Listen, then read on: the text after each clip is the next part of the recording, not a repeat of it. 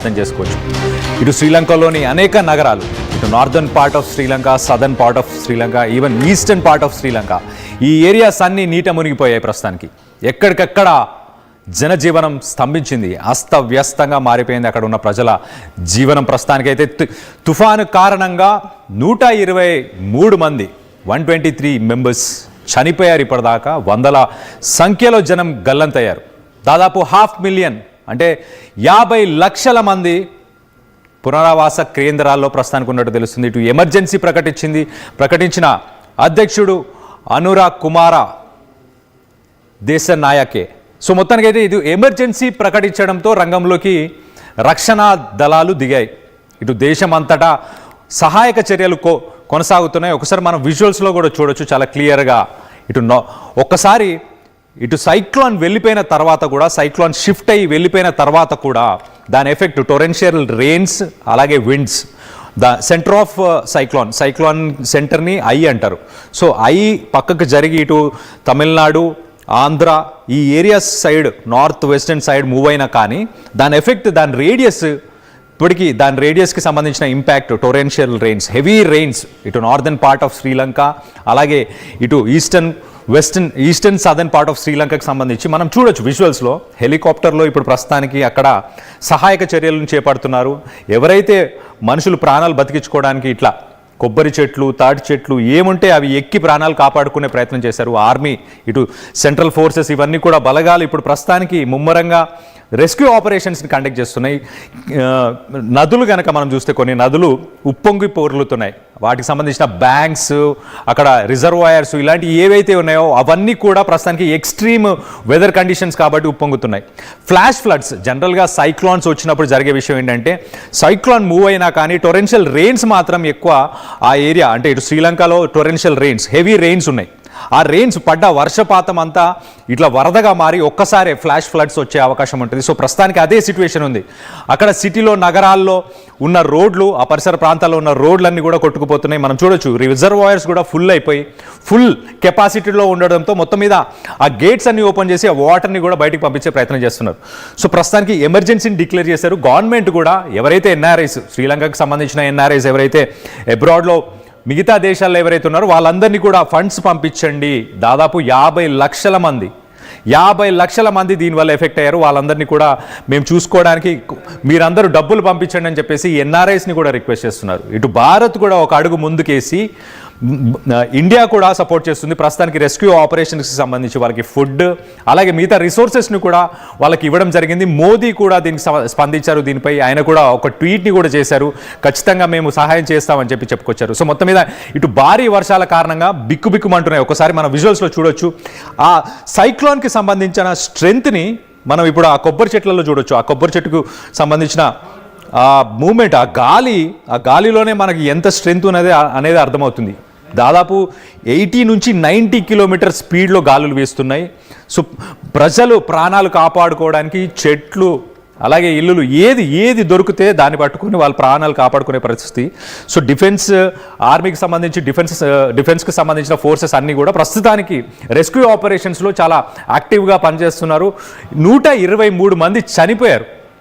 123 members already చనిపోయారు. అలాగే కొన్ని వేల సంఖ్యలో కూడా గాయపడి ఉన్నారు. సో మొత్తానికైతే శ్రీలంక సిచ్యువేషన్ చాలా బ్యాడ్ ఉందని చెప్పుకోవచ్చు. ఇక్కడ మనం ఏరియల్ విజువల్లో చూడొచ్చు. ఉన్న సిటీస్, టౌన్స్ ఫ్లాష్ ఫ్లడ్స్, ఒక్కసారిగా వరద రావడంతో, అంటే హెవీ రెయిన్స్ ఉన్నాయి. ఆ వాటర్ అంతా ఒక్కసారిగా ఇటు సిటీస్లో అక్యూములేట్ అయిపోయింది. సిటీస్లో ఫ్లడింగ్ అయిపోయింది. సో ఈ ఫ్లడింగ్ వల్ల ప్రజలు బయటికి వెళ్ళలేని పరిస్థితి. కొన్ని వేలలో ఆల్మోస్ట్ 50 మిలియన్ 50 లక్షల మంది పునరావాస కేంద్రాల్లో ఉన్నారంటే అర్థం చేసుకో. ఇక్కడ ఒక బ్రిడ్జ్కి సంబంధించిన విజువల్ కూడా చూద్దాం. ఈ రివర్స్ కూడా పొంగి పొర్లుతున్నాయి. సో దానికి సంబంధించిన విజువల్ అని చెప్పుకోవచ్చు. ఒక రకంగా ఆ ఫ్లాష్ ఫ్లడ్స్తో వచ్చిన వాటర్ అంతా అక్యూములేట్ అయ్యి ఈ రివర్స్లోకి వస్తున్నాయి. అక్కడి నుంచి ఈ బ్రిడ్జ్ చూడొచ్చు. బ్రిడ్జ్ పై నుంచి ఓవర్ఫ్లో అయ్యే ప్రయత్నం అవుతుంది. ఇక్కడ పోలీసులు వీళ్ళందరూ కూడా అడ్డుకునే ప్రయత్నం చేస్తున్నారు. ప్రజలు ఎవరిను ఈ బ్రిడ్జెస్ని క్రాస్ చేయకుండా ఉండడానికి అటు సైడు ఇటు సైడు 2 సైడ్స్లో వాళ్ళు వచ్చి వాటిని కంట్రోల్ చేసే ప్రయత్నం చేస్తున్నారు. ఒక పైన విజువల్ కూడా చూద్దాం. చూడండి, ఇళ్లల్లో కార్స్ కూడా, ఇంట్లో ఉన్న కార్ కూడా ఫ్లోట్ అయ్యి బయటికి వెళ్ళిపోతుంది, కొట్టుకు వెళ్ళిపోయే పరిస్థితి. అంటే ఆల్మోస్ట్ ఒక 5 ఫీట్ డెప్త్లో వాటర్ ఫ్లో అవుతుంది. సో అట్లీస్ట్ ఒక 1 ఫ్లోర్ పైన, గ్రౌండ్ ఫ్లోర్ నుంచి ఒక 1 ఫ్లోర్ పైన ఉంటే కానీ ప్రాణాలు కాపాడుకోలేని పరిస్థితి, అలాంటి పరిస్థితి. సో చూడొచ్చు 5 ఫీట్ పైన ఫ్లో అవుతున్నాయి, వాటర్ అంతా ఫ్లాష్ ఫ్లడ్స్ అవుతున్నాయి. సో ఇట్ సైడ్ కూడా మనం రెస్క్యూ ఆపరేషన్స్, అలాగే రివర్స్ ఏవైతే హెవీ ఫ్లడ్డింగ్తో గేట్స్ కూడా ఓపెన్ చేస్తారో దానికి సంబంధించి కూడా విజువల్స్ మనం చూడొచ్చు. సో ప్రస్తుతానికైతే శ్రీలంక సిచ్యువేషన్ ఇలాంటి పరిస్థితి ఉంది. Extreme weather system has destroyed more than 15,000 homes. 15,000కు పైగా ఇల్లులు ధ్వంసం అయిపోయాయి. 78,000 మంది ప్రస్తుతానికైతే ఈ షెల్టర్స్లో వీళ్ళు తలదాచుకుంటున్నారు. డిజాస్టర్ మేనేజ్మెంట్ సెంటర్ ఇచ్చిన ఇన్ఫర్మేషన్ ప్రకారం ఇది లేటెస్ట్ అప్డేట్. అలాగే ఆర్మీ ఇవన్నీ కూడా ప్రస్తుతానికి వీటిలో ముమ్మరంగా పార్టిసిపేట్ చేస్తున్నారు ఈ రెస్క్యూ ఆపరేషన్స్లో. దీనికి సంబంధించి మరిన్ని వివరాలు కూడా మీకు చెప్పే ప్రయత్నం చేస్తాను. ఇటు ఫ్లడ్డింగ్ అనేది ఏదైతే ఫ్లడ్డింగ్ ఉందో అది లో లయింగ్ ఏరియాస్, లోతట్టు ప్రాంతాల్లో ఎక్కువ శాతం ఆ లోతట్టు ప్రాంతాలన్నీ కూడా మునిగిపోయాయి. ఇప్పుడు ప్రస్తుతానికి అథారిటీస్ అక్కడ కేలాని రివర్, ఇప్పటిదాకా మనం చూసిన ఈ విజువల్, ఈ రివర్ పేరు కేలాని రివర్, KELANI.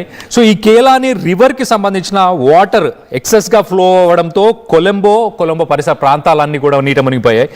అక్కడి నుంచి ఇండియన్ ఓషన్లో కలుస్తుంది ఈ కేలాని రివర్ మొత్తం మీద. సో ప్రస్తుతానికి సైక్లోన్ పక్కకు జరిగి ఇటు ఆంధ్ర, తమిళనాడు పరిసర ప్రాంతాల వైపు వస్తున్నా కూడా ప్రస్తుతానికి ఇక్కడ సిచ్యువేషన్ ఇంకా అలానే ఉంది. ఆ ఫ్లాష్ ఫ్లడ్స్, ఆ భారీ వర్షాల వల్ల లోతట్టు ప్రాంతాలన్నీ మునిగిపోయాయి, ప్రజలు చాలామంది చనిపోవడం, కొట్టుకుపోవడం. సో ఇండియా ఎలా రెస్పాండ్ అయింది దీనికి సంబంధించి ఒకసారి మీకు చెప్పే ప్రయత్నం చేస్తా. 2 ప్లేన్స్లో రిలీఫ్కి సంబంధించిన సప్లైస్, ఇటు ఆహారం కావచ్చు, మెడిసిన్స్ కావచ్చు, వీటన్నిటిని కూడా 2 ప్లేన్ లోడ్స్ని ప్రస్తుతానికైతే రిలీఫ్ సప్లైస్ని అయితే ఇండియా పంపించింది. అలాగే ఒక వార్షిప్, ఇండియాకి సంబంధించిన ఒక వార్షిప్ని కూడా కొలంబోకి ప్రస్తుతానికైతే ఈ విక్టిమ్స్ని కాపాడడానికి వీటన్నిటికీ కూడా సంబంధించి రెస్క్యూ ఆపరేషన్స్ కోసం కూడా ఒక వార్షిప్ని కూడా, ఇండియాకి సంబంధించిన వార్షిప్ని కూడా కొలంబోకి పంపించారు. అలాగే దాంతోపాటు ప్రైమ్ మినిస్టర్ నరేంద్ర మోదీ ఆయన ఇటు సోషల్ మీడియా మాధ్యమం ఎక్స్లో కూడా ఒక ట్వీట్ని కూడా చేశారు. ఆయన he expressed his condolences to the people of Sri Lanka. So mourning the lives lost in the cyclone and reaffirming India's support for its closest maritime neighbor.